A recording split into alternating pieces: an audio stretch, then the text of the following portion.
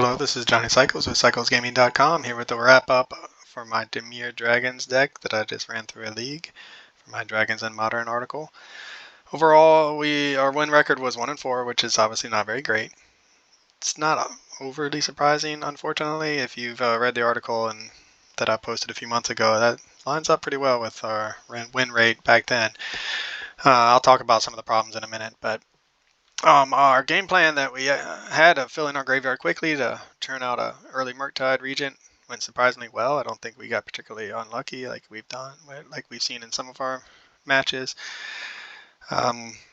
We interacted a lot with our opponent. We were able to stick threats, but we just weren't able to keep up with today's Modern and their efficient 1 and 2 drops is basically what happened.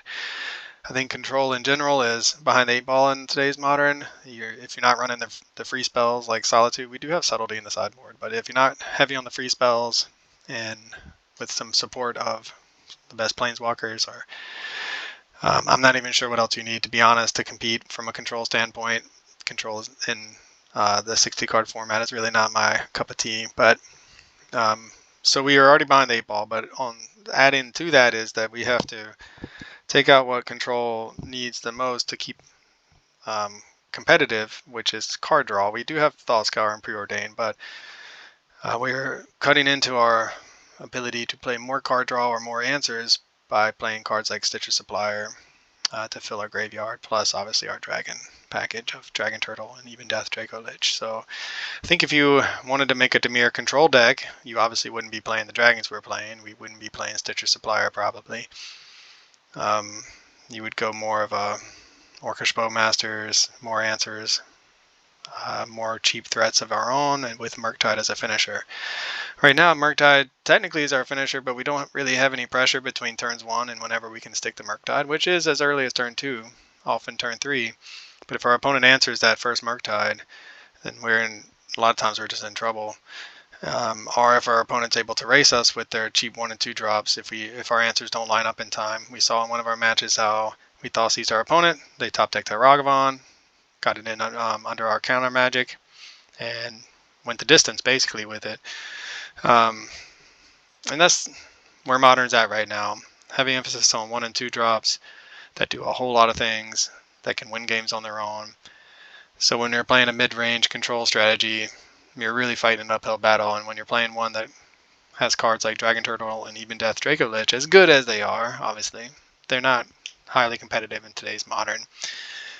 My biggest disappointment about this deck, other than the record and not having the match I actually won recorded, is that Dragon Turtle did basically nothing in every game. We boarded it out almost each match, and it was really only good for pitching a Force Negation. I've seen it be a lot better. I've seen it actually win games by shutting down a Worm Coil engine, as I write about in the article, when my Tron opponent was counting on getting an attack in to gain life to not die to the One Ring, and that was really fun. I've seen it tap down blockers so that we could swing in with our own Murktide Regent. So it's a good tempo card. It definitely better than how it performed in this league. Its ceiling is very low, of course. No one expects Dragon Turtle to be super good, but it does have some use, and it's definitely better than what we see. Ebondeath Dracolich, I would say the ceiling's higher for it. 5 power is a lot. It can close out games quickly, and that's one of the ways we won the match we did win, was with it coming down on our opponent's end step and them not having an answer, or us being able to protect it to get the damage through. Its recursion, I don't think we took advantage of a single time. Just didn't line up that way. Modern is becoming faster and faster. We played against some very fast decks. We never really had the luxury of killing something and then having the mana to also cast Ebondeath from the graveyard. So I think even from a few months ago, this deck has gotten more poorly positioned, I should say, not worse, but more poorly positioned. Our sideboard, same thing. We didn't see any sort of Amulet Titan decks where Ashiok would have shown, and we did bring it in against the There Was a Saga deck, but it's only so good against that strategy. We didn't draw it either. Damnation often felt like, well, we could cast a Damnation and then we're still top decking to try to win the game, as is our opponent, but our opponent plays better, cheaper, smaller threats. Boomerang was interesting. Definitely can be played in better than what I did. I took a line that was not very effective, but I think it's an interesting budget option, of course, for what it's replacing Brazen Borrow, which is like a $10 card, and I didn't want to fetch out $30 for this video. And I like the fact that Boomerang can hit lands. So then, in the right situation, I think it can be very powerful. We didn't really see that here. Spell Snare, I mean, it's got its uses, but I definitely would retool a sideboard. And with today's modern and its meta as it's evolving with Outlaws at Thunder Junction, which dropped like the day before we made the videos for this league. So yeah, a little bit disappointing.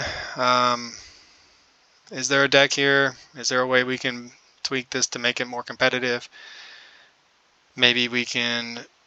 I've tried Souls of the Lost in a deck like this, a Dimir shell, which is a very interesting tension between Murktide Regent and Souls of the Lost, as one wants permanents and the other wants instants and sorceries.